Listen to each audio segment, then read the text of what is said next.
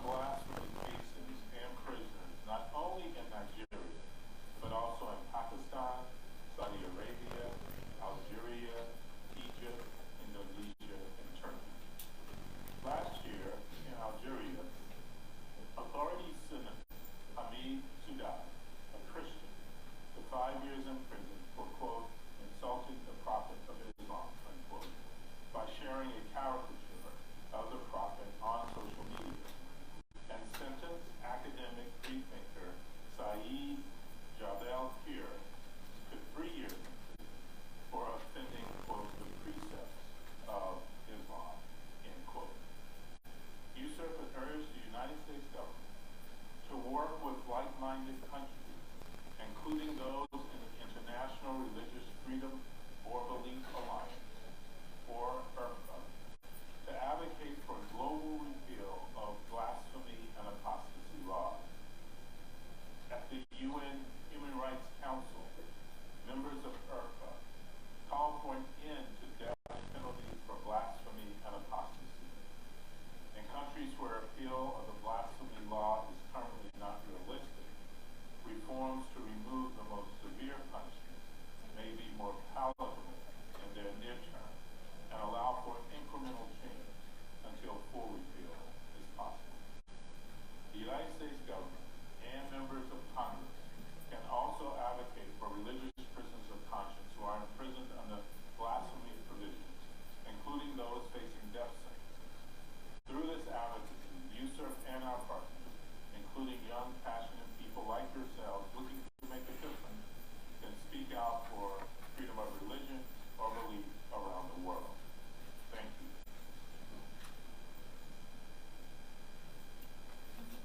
Thank you. We can't applaud, but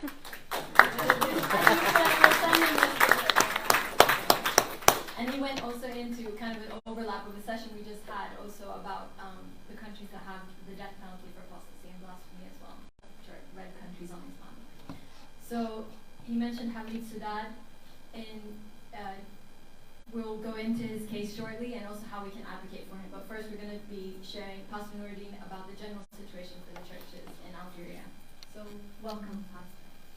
And I'm going to share your... Thank you so much.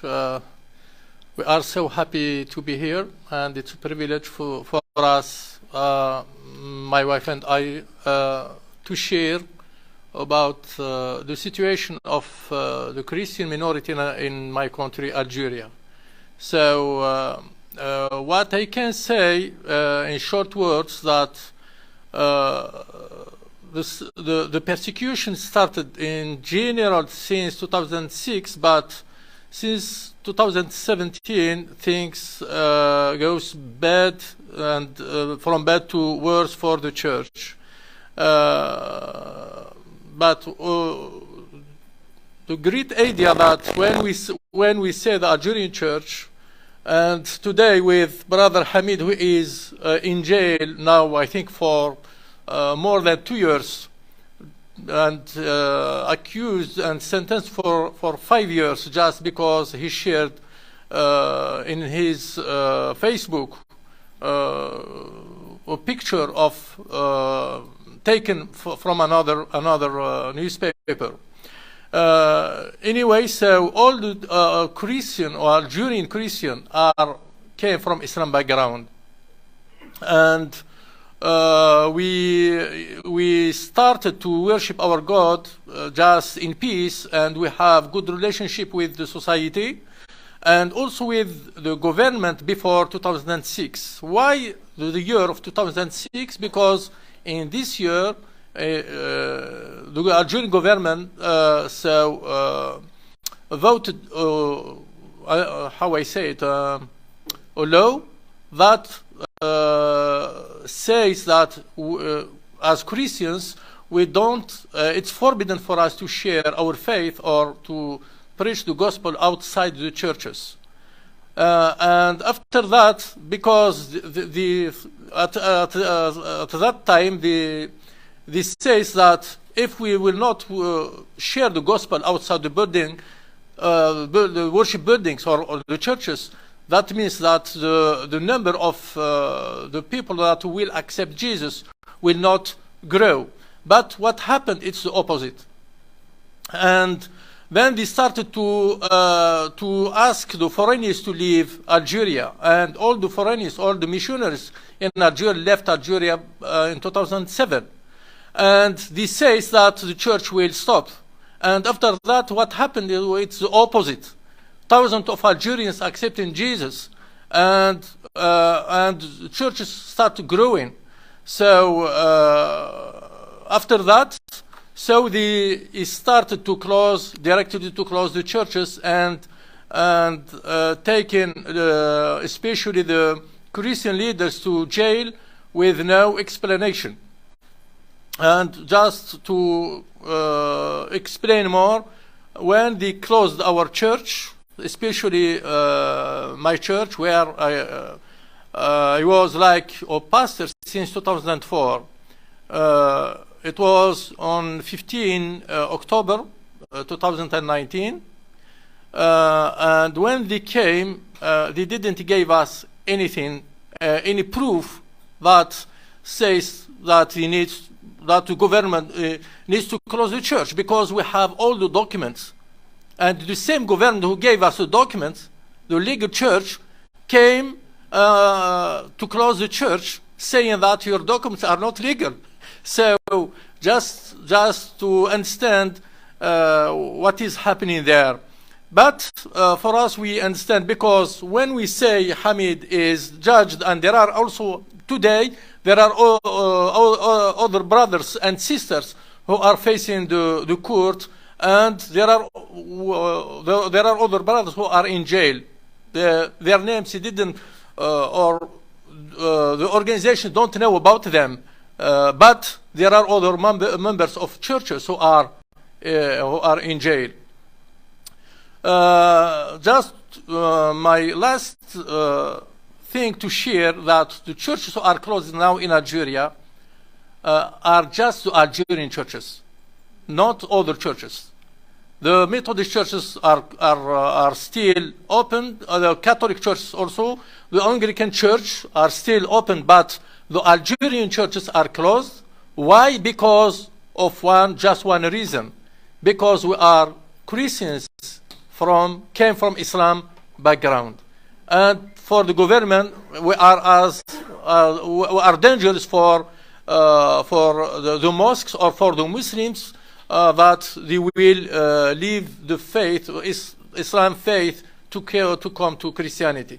But I need to explain this, that we don't have any problem with the society, also with the government. But they say that we need to stop the church, because that they say that if we will give you freedom, that all the Algerian people will leave Islam to come to Christianity. But what I can say, that at this time, it's for us as Christians, it's very sad to see our country in this situation.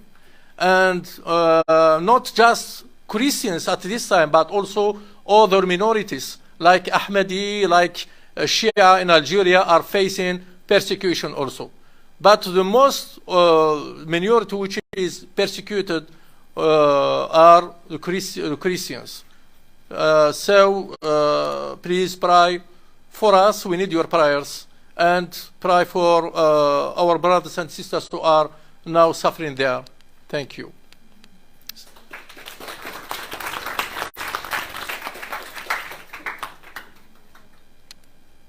images here as well, if you want to speak a little bit about.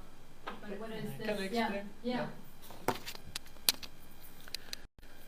So this document is. You don't want this to be filmed, the documents, or is it okay? It's okay. It's okay. It's the charges against the president of the Christian Church, where I am as the general secretary of this association, and this association is legal, and we have the documents that I will share after, and this association, which is Algerian Protestant Church, which is like an umbrella of all the churches in Algeria, and the number of the churches which are inside this association is 47. And actually around 40 are closed. You can share after, yeah, another picture. This our church, my church closed. You can't. This is the picture of our church, and this is the document that I received one day before the church closed by the military police. And the military police closing the church. Yeah. And what reasons are they giving? They said we don't have authorization, and that they gave us authorization. So they don't. You can, yeah, you can share the pictures of the. Yeah, this is the church, our church. This is the police when they came, and I'm just asking the church to pray for them. You can see how they came with their weapons inside the church.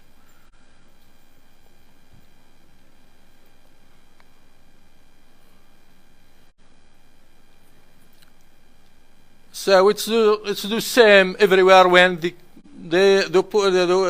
military police came to close all the churches. Yeah.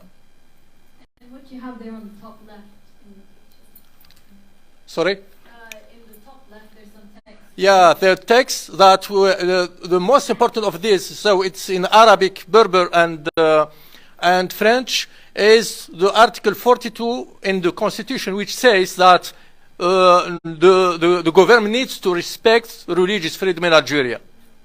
It's the article in our Constitution 42, number 42. Yeah, and we are asking for the authorities to respect the Constitution. And this is when they sealed the door of the church. Yeah.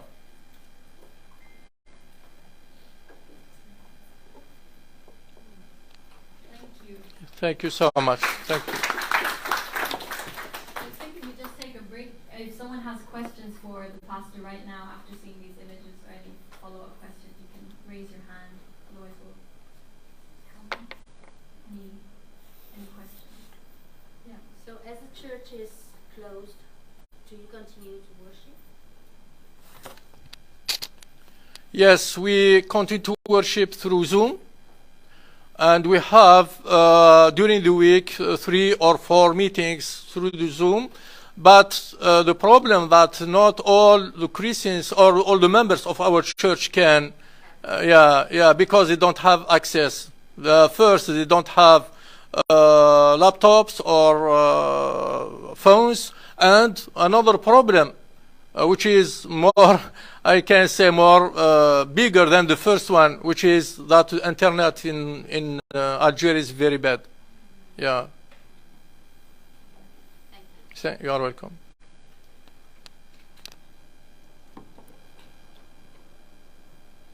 His language. All right. You mentioned earlier that there were women also arrested and currently in prison, because I had not read that. Women, not like as Christian, but in Algeria actually we have more than 360 people who are in jail because of the Hirak. The Hirak, which is as a movement of democracy in Algeria, asking for freedom since February 2019. And all these people are men and women, and there are Christians, sure there are Christians, but there are also people who are not Christians who are in jail because asking for freedom in Algeria. Because the problem in Algeria is not a problem of religion, but it's a problem. It's a political problem. That there is no democracy. This regime don't want to change or to give freedom for people to vote, and they will say their vote is okay. It's 100% is democracy. But what happened after this that the regime in Algeria stopped this movement. It's like what happened in Egypt or in I think it's Arabic Spring. Yeah, but in reality it's winter It's Arabic winter, not not spring. Yeah. What's your second question? Yeah, as I think that Algeria is a French-speaking country, is the language be a motive for persecution or something? If your church is English-speaking people or French? You know, in Algeria, you have Berbers or Amazigh people who are the indigenous, if I can say this.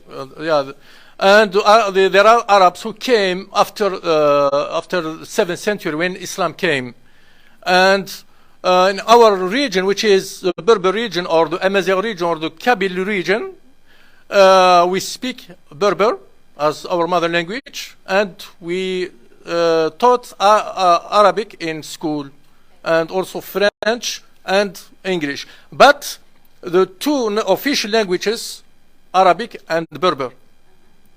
Since Berber is since 2016, and French is the first foreign language for Algeria, because Algeria was for a long time as colonized by France.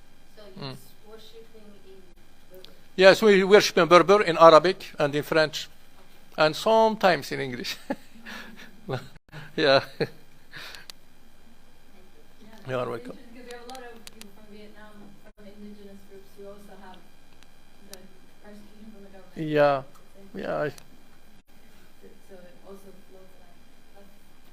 Like, any more questions for the pastor? We'll come back, and I think thank you really for sharing. It's really great to hear straight from the region and from how you're experiencing. Yeah, thank you. Can I share just one? So I am so happy to have between my hands two magazines. And so if you want to have more information about what is happening in the church or concerning the religious freedom, especially for the Christians in Algeria, so please, you can have this magazine, which is Algeria Religious Freedom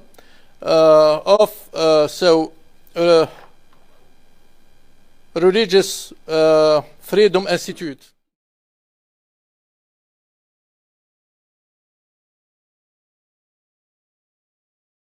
With blasphemy, quote, insulting the Prophet Muhammad, and sentenced him to the maximum penalty of 5 years imprisonment. In late March 2021, Oran City Court rejected his appeal and upheld his original sentence. The defendant's attorney expressed his belief that the client was facing the maximum penalty simply because he was a Christian minority. Usually the courts in Algeria will hand out shorter sentences to people who have shared blasphemous remarks, and then they reserve the long penalties for those who have created blasphemous posts. And Hamid Soudad had only circulated it on his Facebook page. He was not the actual creator of the image that was deemed blasphemy, that was deemed blasphemous.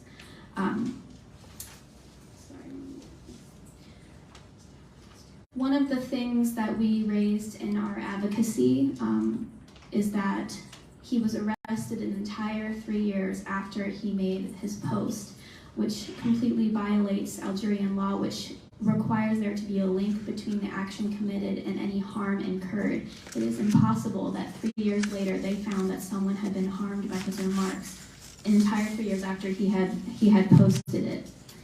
And so over the past year and a half, we've been advocating for his release, and I'm gonna go over briefly. We've done a lot, but I'm not gonna talk about so much of it because I could go on and on and on.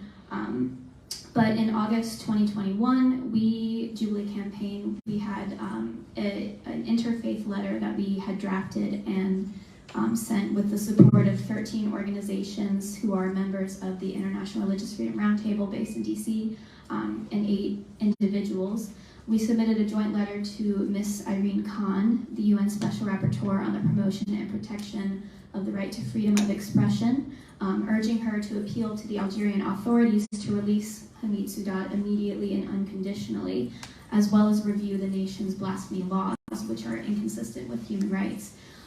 We also forwarded this letter to UN Special Rapporteur on freedom of religion or belief, Dr. Ahmed Shahid, as well as the UN Special Rapporteur on minority issues, which is Mr. Fernand de.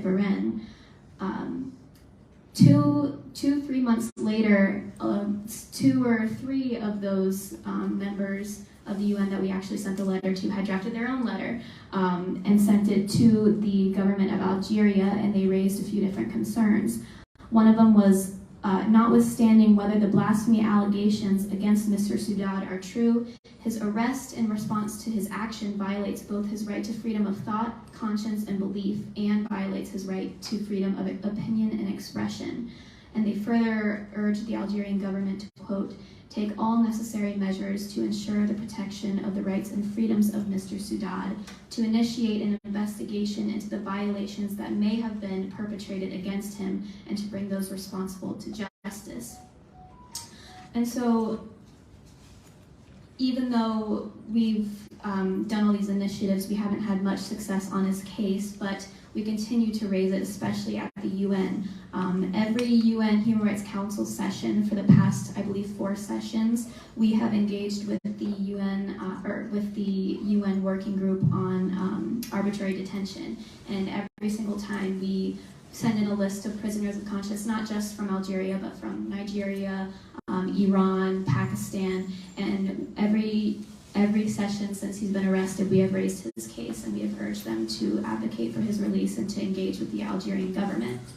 And so I'd like to mention this. You guys have seen it on your chair.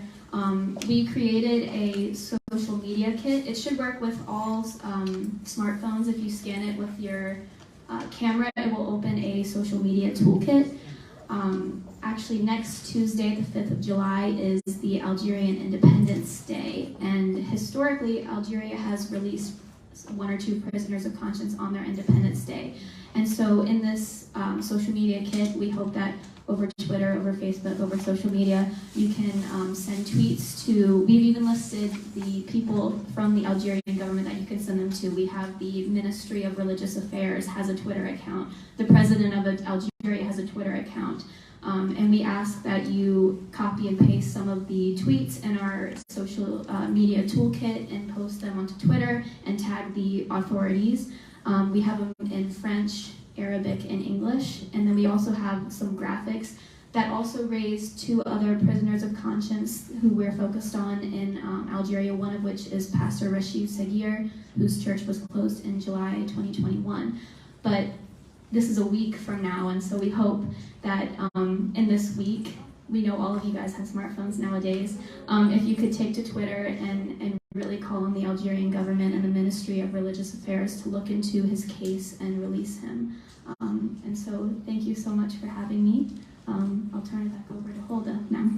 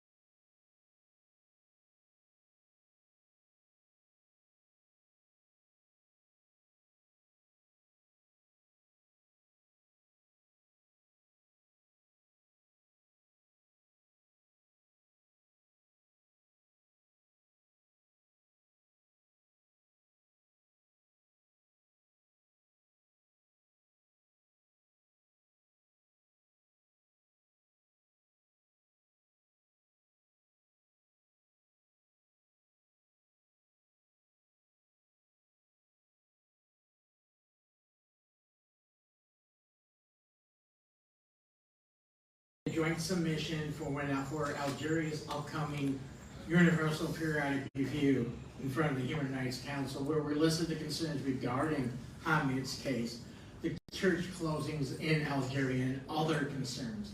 So that is a step that we have taken already on behalf of civil society. But there are other things that the United States has done. Last year, Algeria was recommended to be placed on a special watch list by USCIRF, which basically means that, that human rights, religious freedom situation in Algeria is deteriorating, but it's not a serious threat yet to raise it so that it maintains continuous monitoring by the United States. It has been recommended to have that status again for this year in a recent report released by USCIRF. Hopefully, the State Department will actually do that, because when it comes to CPC designations and special watch list designations, everybody harps about how Nigeria was admitted as a CPC. But last year, Vietnam was also recommended for the special watch list and was denied by turned down by the State Department. That was overshadowed by Nigeria.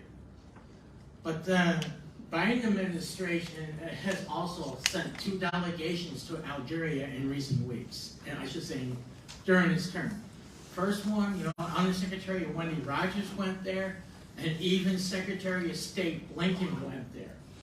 Most of we were optimistic, because even when Secretary Blinken was there were actually some releases of prisoners, and we were actually hopeful that Hamid Soudad would be one of them.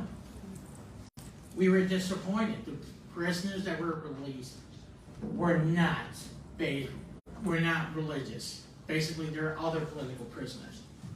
Because basically, Algeria, for decades was a military dictatorship under the guise of democracy. Yes. Many will say it still is.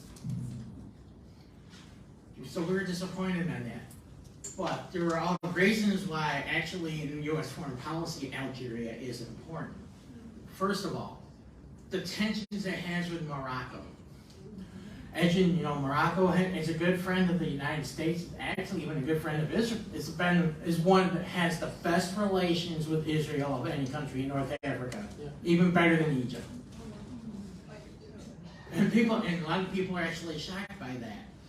And as you know, Morocco and Algeria have an argument over control over the Western Sahara. And with the Trump administration recognizing that the territory is Moroccan instead of supporting the Algerian claim, that created some waves in Algiers. And the Biden administration is actually going back and trying to hold talks and saying, we want we don't think the Trump administration made the right decision in doing this, and so we just want to see if we negotiate again. But we also have to be considerate. Even though we're Americans, we have diplomacy. One thing about Algeria that we should be concerned about is how they treated Fiona Bruce a couple months ago when she tried to visit there. She is a special envoy for 4 issues for Great Britain. They refused to let her into the country. And she deals exclusively with 4 issues.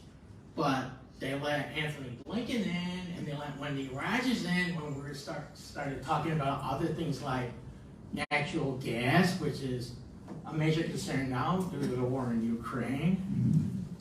As you know, we may have to start rebuilding tensions, because Algeria has actually downgraded its relations with Spain, as it has with France.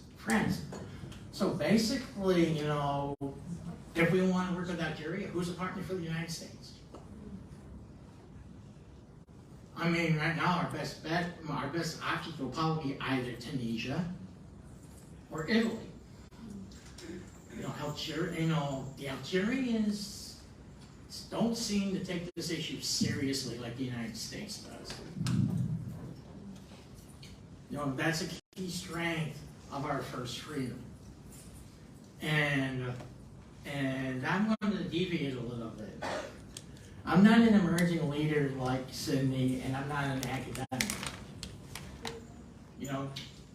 Truth be told, after high school, I went in the U.S. Marine Corps. So basically, some people appreciate my bluntness when describing these issues, which is why some people at the round table love having me involved with initiatives, because I've actually gone into the State Department and cussed them out on more than one occasion, including over Sudan, but that's another story. But the thing is whatever you do when you're working in this issue, and allies are easy to find and even easier to lose. Well, Algeria has yet to find that out, because we've even seen Turkey make inroads to them over a potential joint strategy to restore order in Libya. Libya is another minefield in North Africa. People focus on that minefield, but nobody's paying attention to Erdogan, what he's doing with Algeria, because actually to the point where he went to Algeria to ask for troops to go into Libya. So basically right now, in the geopolitical realm, Algeria is more important than we realize, but they're just dangerous enough to realize it for themselves, that they have that power and influence. And so that is why, the U.S. needs to continue to engage. You need to reach out to your members of Congress to encourage them to engage on this issue. I'm not going to step on Sean Nelson's toes about the letter, and he's not here yet. But you all should be the first wave of voices that should be heard on this issue. Then you reach out to your congressman, then you reach out to us, and then we take it to others in the State Department or whatever. I mean, we actually go to the Human Rights Council. We're also starting the process to take it in front of the African Courts of Human and People's Rights. So we as the Africa Working Group, we're taking more than one avenue to address this problem. We're also working with our partners in Europe, because basically resolving this issue, and it may originate here in the United States, but more often, my personal belief is the solution is going to come from Europe. And whether or not it's forced on Algeria or not, by their actions recently with Spain, it's too early to tell, but they need to hear from us. Because one of the best formulas I've heard about advocacy is one letter equals 1,100 phone calls. So on that, I will wrap it up. And thank you.